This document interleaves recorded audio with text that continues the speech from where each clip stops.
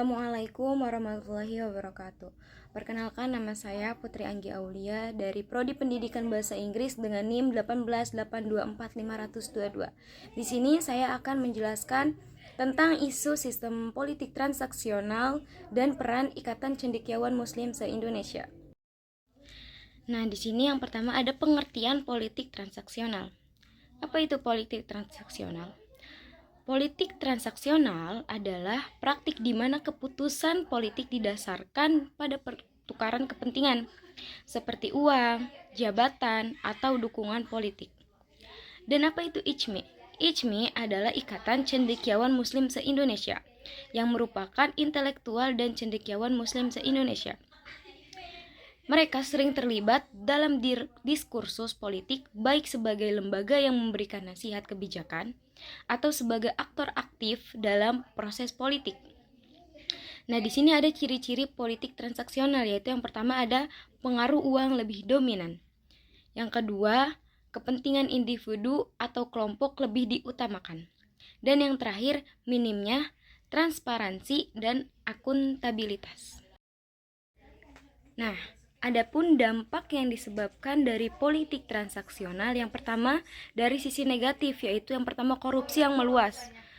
Politik transaksional sering melibatkan penggunaan dana publik untuk kepentingan pribadi atau kelompok tertentu. Akibatnya, praktik korupsi menjadi biasa karena pejabat yang terpilih merasa berutang kepada pihak yang mendanainya. Ini dapat menguras anggaran negara dan mengurangi dana untuk kebutuhan rakyat, seperti pendidikan, kesehatan, dan infrastruktur. Yang kedua ada penurunan kualitas kepemimpinan. Dalam politik transaksional, posisi kepemimpinan sering diberikan kepada individu berdasarkan kedekatan atau imbalan, bukan pada kemampuan dan integritas. Ini dapat menyebabkan pengambilan keputusan yang buruk dan kegagalan dalam mengelola pemerintahan. Selanjutnya ada dari sisi positif, yaitu yang pertama mempercepat proses keputusan politik transaksional, memungkinkan pihak-pihak yang terlibat untuk mencapai kesepakatan lebih cepat. Hal ini dapat mempercepat proses pengambilan keputusan, terutama dalam situasi mendesak yang memerlukan tindakan segera. Dan yang kedua yaitu meningkatkan stabilitas politik. Dengan adanya transaksi politik, kepentingan berbagai pihak dapat diakomodasi, sehingga meminimalkan potensi konflik atau ketegangan politik. Hal ini bisa membantu menciptakan stabilitas dalam pemerintahan. Yang ketiga, menyelesaikan deadlock politik.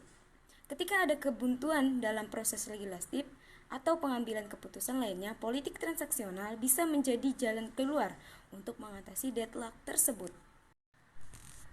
Nah, untuk yang terakhir ini adalah distribusi sumber daya lebih merata dalam beberapa kasus. Nah, politik transaksional ini dapat memungkinkan kelompok tertentu mendapatkan akses ke sumber daya atau kebijakan yang sebelumnya sulit dijangkau. Hal ini dapat membantu memperbaiki ketimpangan dalam distribusi sumber daya. Adapun strategi Ikatan Cendekiawan Muslim se-Indonesia dalam mengatasi politik transaksional. Yang pertama, pengembangan kader berkualitas dengan melahirkan cendekiawan yang berintegritas. Yang kedua, kampanye anti korupsi yang mendorong politik bersih. Yang ketiga, riset dan kajian yang mengkaji solusi sistematik untuk masalah politik. Dan yang terakhir, pemberdayaan umat untuk meningkatkan peran masyarakat dalam pengawasan politik. Tadi adalah penjelasan mengenai isu sistem politik transaksional dan peran Ikatan Cendekiawan Muslim se-Indonesia dalam pandangan saya. Dan yang terakhir, saya akan menyimpulkannya. Politik transaksional adalah ancaman bagi demokrasi dan kesejahteraan publik.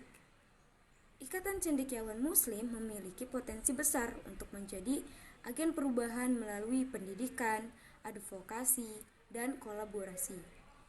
Kolaborasi semua pihak diperlukan untuk menciptakan sistem politik yang lebih adil dan bersih. Mungkin cukup sekian dari saya. Kurang lebihnya mohon maaf. Wal akhirul kalam.